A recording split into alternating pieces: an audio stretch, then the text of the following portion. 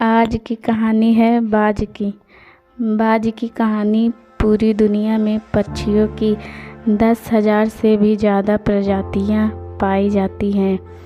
सभी के वही 2 पंजे, 2 पंख और एक गर्दन होती है, लेकिन इन्हीं में से एक ऐसा पक्षी है जिसकी एक अलग ही पहचान है, जो आसमान का सीना चीर के हजारों मीटर ऊपर 120 किलोमीटर की रफ्तार से उड़ता है, जो खुद के कई गुना अधिक वजन के शिकार को भी अपने पंजे में दबोच कर उड़ जाता है और इसीलिए उसे पक्षियों का राजा कहा जाता है, जिसे हम बाज के नाम से जानते हैं।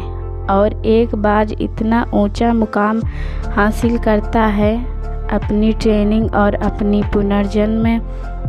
अगर आप भी इस दुनिया में एक मुकाम हासिल करना चाहते हैं तो एक बाज को बाज बनने का पूरा सफ़र आपको जानना बहुत ज़रूरी है, क्योंकि 25 से 30 की उम्र तक आने के बाद भी लोगों को रिस्क लेने से डर लगता है, लेकिन एक बाज की जीवन की शुरुआत ही रिस्क से होती है। जिस उम्र में बाकी पक्षियों के बच्चे सिर्फ ची ची करना सीखते हैं, उस उम्र में एक मादा बाज अपने बच्चों को पंजों में दबोचकर हजारों मीटर आसमान की ऊंचाइयों में उड़ जाती है,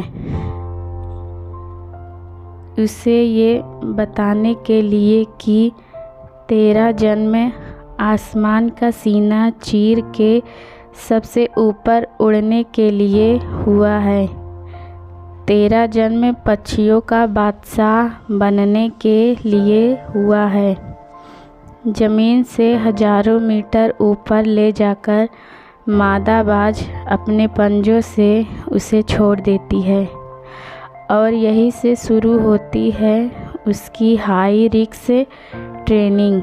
वो चूजा ज़मीन की तरफ तेज़ी से गिरने लगता है, थोड़ा नीचे आता है तो उसके पंख खुलने लगते हैं। नीचे आते आते वो अपने पंख फड़फड़ाने लगता है, लेकिन वो अभी तक उड़ना नहीं सीखा है। वो ज़मीन से कुछ ही ऊपर होता है। ऐसा लगता है कि कुछ ही सेकंड में उसका जीवन समाप्त हो जाएगा, लेकिन अचानक एक पंजा उसे अपने गिरफ्त में लेता है और वापस आसमान में उड़ जाता है। वो पंजा होता है उसकी माँ का, जो उसके पीछे उड़ रही थी। उसकी ये ट्रेनिंग तब तक चलती रहती है जब तक वो उड़ना नहीं सीख जाता है। इतनी हाई रिस्क ट्रेनिंग होने के बाद इस दुनिया को एक बाज मिलता है। बारिश के वक्त जब सारे पक्षी आश्रय की तलाश करते हैं, तब यही बाज उसी बारिश में आसमान को चीरते हुए ऊपर निकल जाता है और बादल से कहता है, तू वर्षा ले कितना बरसेगा, और फिर नीचे आकर चैलेंज करता है।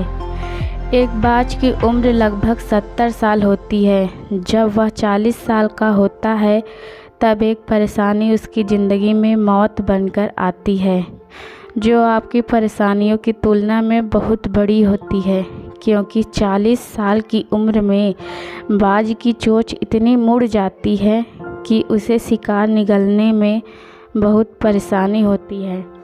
उसके पंख भारी हो जाते हैं, छाती से चिपकने लगते हैं, जिससे वो शिकार को सही से नहीं पकड़ पाता। अब उस बाज के पास सिर्फ 3 रास्ते होते हैं।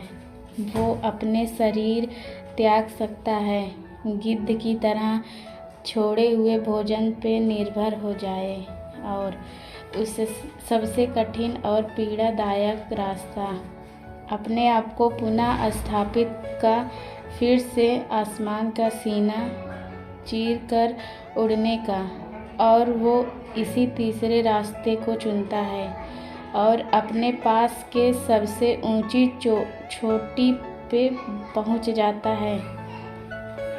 वहाँ पर अपना घोंसला बनाता है और फिर शुरू होता है परेशानियों को जड़ से उखाड़कर आसमान में उड़ने का सफ़र। वह अपनी चोंच को एक चट्टान पर मार मार कर तोड़ देता है, लहूलुहान हो जाता है और इंतज़ार करता है नई चोंच के आने का।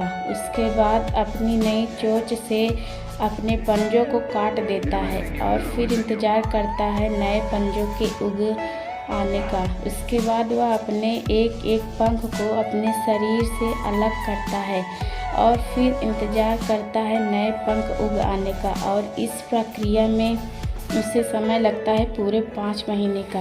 इन 5 महीनों के कड़ी तपस्या से एक बाज का पुनः जन्म होता है। वो फिर से तैयार हो जाता है आसमान का सीना चीर कर उड़ने के लिए। जो 3 रास्ते बाज के पास थे, वही 3 रास्ते आपके पास होते हैं, लेकिन कुछ लोग पहले रास्ते को चुनते हैं और परेशानियों के तले दबकर सुसाइड कर लेते हैं। ज़्यादातर लोग दूसरे रास्ते को चुनते हैं। वो परेशानियों का बोझ पड़ते ही अपने लक्ष्य को छोड़कर नॉर्मल लाइफ जीने लगते हैं। और कुछ वो लोग भी होते हैं जो इस परेशानियों को लात मारकर अपनी मेहनत के दम पर बाज की तरह आसमान की बुलंदियों को छूते हैं। दोस्तों, बाज की यह ट्रेनिंग हमें बहुत बड़ी सीख देती है कि अगर रिस्क लेना पड़े तो लो, कि अपने फील्ड में अपने आप को इतना ट्रेंड कर लो कि उस फील्ड में आपसे ऊपर उठने के बारे में सोचकर लोगों के पसीने छूट जाएं। तभी आप अपने फील्ड के बादशाह कहलाओगे। दोस्तों, अगर आपको हमारी स्टोरी अच्छी लगी हो तो हमारे चैनल को सब्सक्राइब करें।